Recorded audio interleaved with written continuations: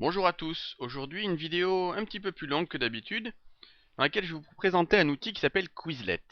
Quizlet, c'est un outil qui permet de générer ce qu'on appelle des flashcards. Alors les flashcards, c'est un outil qui est très utilisé dans les pays anglo-saxons, mais qui n'est pas forcément très connu dans les pays européens. Une flashcard, qu'est-ce que c'est? Bien pour résumer, c'est un jeu de cartes sur lesquelles sur une face, il y a une question ou une définition, et sur l'autre face, il y a la réponse correspondante. Ça permet de mémoriser des connaissances en se posant à soi-même la question et en tentant d'y répondre. Dans Quizlet, ce que fait l'enseignant, ce que vous ferez vous, c'est simplement de concevoir ce qu'on appelle le deck, c'est-à-dire le jeu de cartes. Une fois que vous avez conçu le jeu de cartes, la plateforme Quizlet se chargera de générer toute seule des activités de plusieurs types différents qu'elle va pouvoir proposer à vos apprenants. Alors, pour vous montrer rapidement l'interface de création, vous cliquez ici sur le bouton Create en haut, et vous avez l'interface de création d'un deck. Ici, vous mettez le nom du deck et sa description, la matière, ça permettra aux utilisateurs de Quizlet d'avoir accès à vos decks. Vous pouvez choisir si vous voulez que le deck soit public ou pas. Vous pouvez choisir s'il soit modifiable par d'autres personnes, si vous voulez qu'il soit modifiable par d'autres personnes ou pas. Vous pouvez aussi choisir d'importer des images dans votre deck. Et vous pouvez choisir la langue de chacune des faces du deck. Typiquement, pour un exercice de traduction, on mettra dans une langue sur un côté et dans l'autre langue sur l'autre. Pourquoi il vous demande la langue? Pour une raison très simple, c'est que Quizlet parle. C'est-à-dire qu'il est capable de prononcer à voix haute ce qui apparaît sur les cartes. Ce qui par exemple, pour un prof de langue, est un outil utile parce que ça permet de travailler tant sur l'écrit que sur l'oral. Pour le besoin de la démonstration aujourd'hui, créer un deck serait un peu long. Alors je vais simplement partir d'un deck que j'ai créé déjà, un deck sur les différents types de bateaux. Si je clique ici dans mon deck, vous allez avoir accès à la liste de toutes les cartes qui font partie de ce deck. Donc, comme vous pouvez voir ici, j'ai l'ensemble de mes cartes. Donc dans mes cartes, j'ai mis à chaque fois une définition et sa réponse. Et c'est tout ce que j'ai à faire. Maintenant, quand l'élève va se connecter sur ce deck, va ouvrir ce deck, il aura accès à un certain nombre d'exercices ici, 6 exercices de types différents. Il aura d'abord accès aux cartes elles-mêmes, les flashcards. Donc ici, il aura la définition qui s'affiche, et quand il appuie sur la barre d'espace, la carte se retourne et il a la réponse. Pour passer à la carte suivante, il appuie sur la flèche droite ou flèche gauche pour revenir en arrière, et ainsi de suite. Ça lui permet d'essayer d'apprendre ces termes. Il peut choisir de commencer par le terme et avoir la définition, ou la définition et avoir le terme. Ici, je commence par le mot et j'ai ensuite la définition. Et si je fais comme ça, j'ai d'abord la définition et ensuite j'ai le mot. Donc là, je suis arrivé à la fin de mon deck. Je peux choisir de recommencer.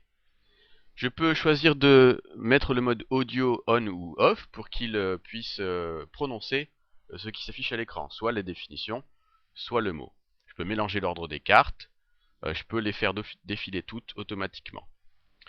Il y a aussi ici le mode learn dans lequel on me donne la définition et je dois taper le mot, ou bien en cliquant ici c'est le contraire, on me donne le mot et je dois taper la définition. Et si je clique sur la case Speak Test, en plus, il va le prononcer.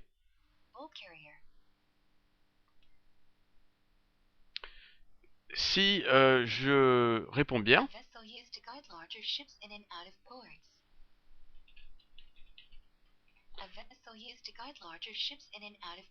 si je vais le faire taire, voilà. Si je réponds bien, le mot ira dans la boîte verte. Si je réponds mal, le mot ira dans la boîte rouge et ce mot me sera représenté plus tard, plus souvent que les mots qui sont dans la boîte verte. Ici, en mode learn, c'est un exercice un peu similaire, sauf que là, je dois taper le mot moi-même à partir de la définition et je ne le vois pas écrit. Donc là aussi, je peux choisir de lui faire prononcer soit le mot, soit sa définition, et soit rapidement, soit lentement. Soit je peux choisir également de lui faire faire aucun des deux. Quand je réponds bien, j'obtiens un jeton bleu ici. Une fois que j'ai obtenu 2 jetons bleus sur une carte, la carte est considérée comme su et elle me sera présentée plus rarement. En mode test, ici, Quizlet génère tout seul un test à partir des connaissances stockées sur les cartes, avec des exercices de diverses sortes, exercices réponses ouvertes à écrire, exercices d'appariement, questions à choix multiples, questionnaire vrai-faux.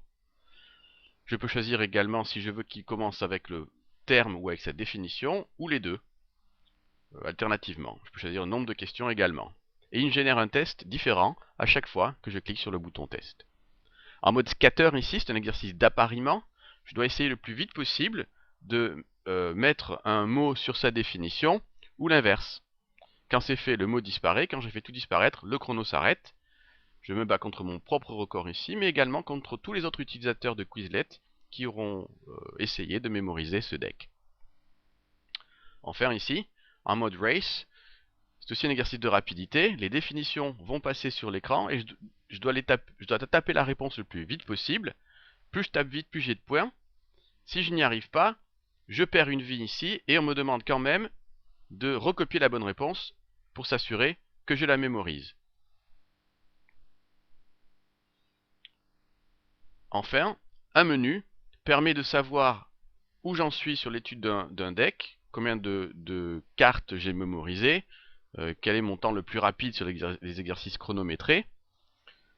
Et ici, je peux avoir, si je suis créateur du deck, les informations sur les meilleurs joueurs qui se sont entraînés sur ce deck. Enfin, en tant que professeur, je peux ici créer une classe.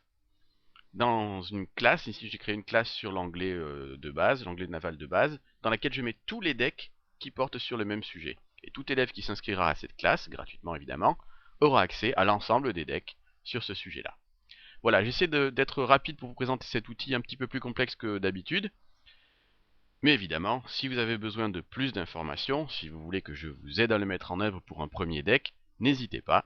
Comme d'habitude, vous savez où me trouver.